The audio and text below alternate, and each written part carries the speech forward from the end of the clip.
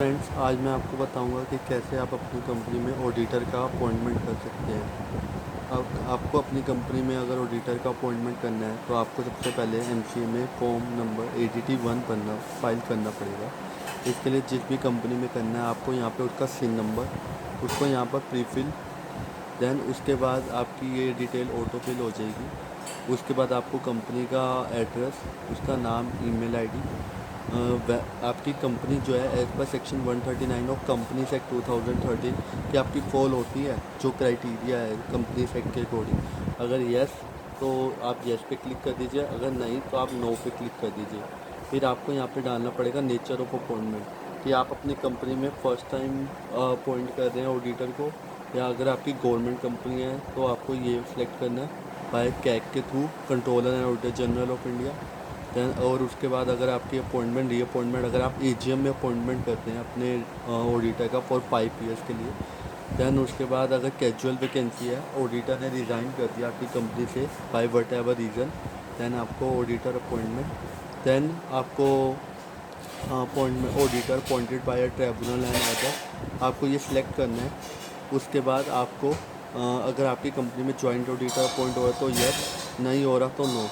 उसके बाद number of auditor appointed, कितने नंबर ऑफ़ ऑडिटर अपॉइंट हुआ है। दैन उसके बाद अगर इंडिविजुअल और या फिर ऑडिट फर्म है वो, उसके जो ऑडिटर अपॉइंट हो रहा है उसका ITR जो है पैन नंबर यहाँ पे आपको फिल करना है। और जो भी न्यू ऑडिटर आ रहा है उसका नेम ऑफ़ ऑडिटर क्या है या फर्म नेम, उसका मेंबरशिप नंबर, उसका एड्रेस। आपको बेसिकली ये उस जो न्यू ऑडिटर है आपका जो कंसर्न लेटर बनेगा न्यू ऑडिटर का, तो आपको वहाँ से मिल जाएंगी ये सारी चीज़ें। आपको यहाँ से पूरी उसकी बेसिक डिटेल भरनी है। फिर यहाँ पे आएगा पीरियड कि कितने पीरियड के लिए आप अपॉइंट कर रहे हैं। ठीक है, यहाँ पे मतलब 1 साल, 2 साल, 3 साल, मैक्सिमम 5 ईयर्स के लिए हो सकता है, और LLP है तो 10 ईयर्स के लिए।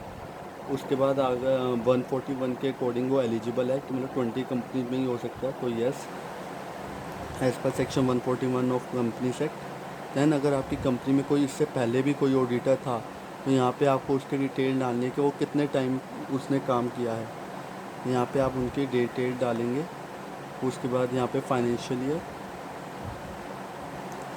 उसके बाद आपको यहाँ पे करना है कि अगर ऑडिटर AGM में अपॉइंट हुआ है तो यस, ऑडिटर AGM में अपॉइंट हुआ है तो डेट कब अपॉइंट हुआ है। अगर ऑडिटर AGM में अपॉइंट नहीं हुआ, नो, तो यहाँ पे आपको डेट डालनी है कब अपॉइंट हुआ है। उसके बाद अगर कैजुअल वैकेंसी से हुआ तो यस, अगर नहीं हुआ तो नो। उसका SR नंबर जो भी आपने फ़ाइल किया होगा उसका रेजिग्नेशन पुराने वाले का, वो SR नंबर आपको यहाँ डालना है।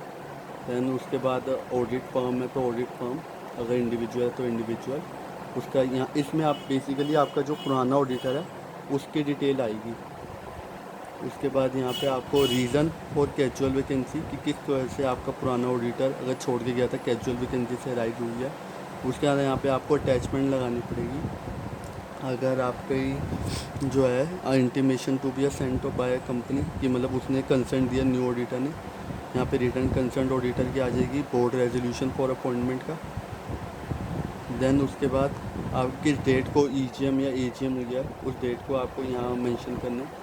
देन आपको कंपनी का किसी भी एक पर्सन अगर डायरेक्टर है जो उसको अपॉइंट कर रहा है उसका DIN नंबर यहाँ डालना है। देन उसके बाद आपको चेक फॉर्म करके ये फॉर्म कंप्लीट कर हो जाएगा।